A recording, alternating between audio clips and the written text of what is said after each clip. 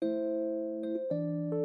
mata dunia, Indonesia dikenal luas akan keanekaragamannya. Beragam suku bangsa, budaya, agama, ras, dan bahasa saling berbaur jadi satu. Persatuan di tengah perbedaan inilah yang menjadi ciri khas bangsa Indonesia sejak dulu. Tercermin dalam semboyan Bhinneka Tunggal Ika, perbedaan bukanlah jadi penghalang tersatukannya tiap individu di Nusantara, melainkan perbedaanlah yang mempersatukan kita. Namun realitanya, isu perpecahan dan intoleransi yang kian marak jadi faktor pemecah belah keutuhan suatu bangsa. Belakangan ini, negeri kita tercinta dihantam berbagai permasalahan internal, terutama soal integrasi nasional. Kurangnya sikap toleransi jadi pemercik utama rusaknya kerukunan antar sesama. Beragam tindakan-tindakan negatif, mulai dari penyebaran pesan intoleran, isu berbau rasisme, hingga ujaran kebencian kian berkembang pesat di sekitaran masyarakat. Akibatnya, berbagai konflik internal pun muncul, dan hal tersebut lantas memicu terjadinya pergesekan antara kelompok mayoritas kepada minoritas.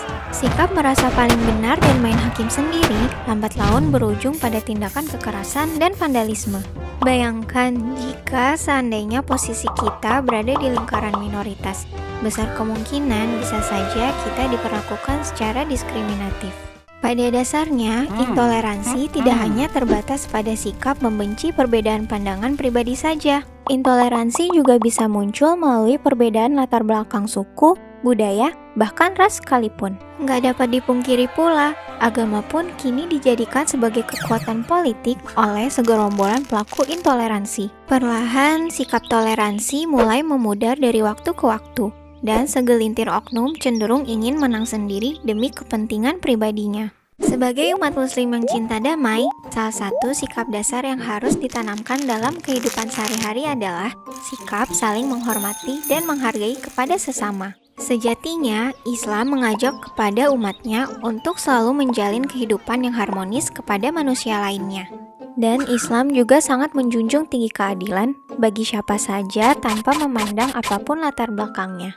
Termaktub di dalam surat Al-Mumtahanah ayat ke-8, Allah sebenarnya telah mengingatkan kita untuk selalu menghormati kepada sesama.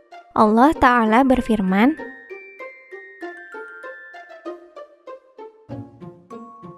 dari uraian tersebut dapat ditafsirkan bahwasanya Allah tidak melarang umat Islam dalam berbuat kebaikan, menyambung silaturahmi, hingga berbuat adil kepada orang-orang di luar Islam, selama mereka tidak memerangi kita karena agama.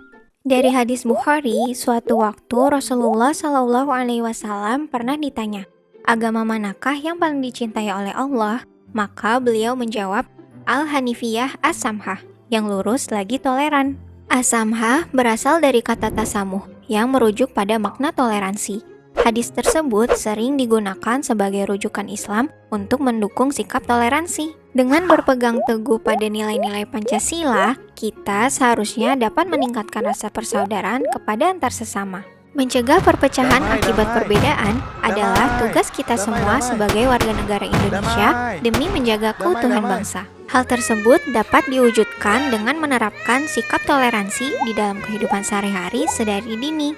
Hal-hal sederhana seperti membimbing anak-anak untuk menghormati pendapat orang lain, hingga mengajarkan mereka untuk tidak mendiskriminasi suku, agama, dan ras dalam pergaulan adalah sebagian contoh sikap toleransi. Selain itu, kita juga bisa memulainya dengan membuka pikiran untuk lebih saling menghargai dan menerima perbedaan yang ada. Bukankah manusia itu diciptakan berbeda-beda dengan segala keunikannya? Terlebih di Indonesia memiliki beragam suku, adat, dan ras yang heterogen. Maka sudah saatnya kita bersatu padu tanpa sekat. Terima kasih, tunggu video selanjutnya ya. Download Kita Umroh di Play Store dan di App Store sekarang.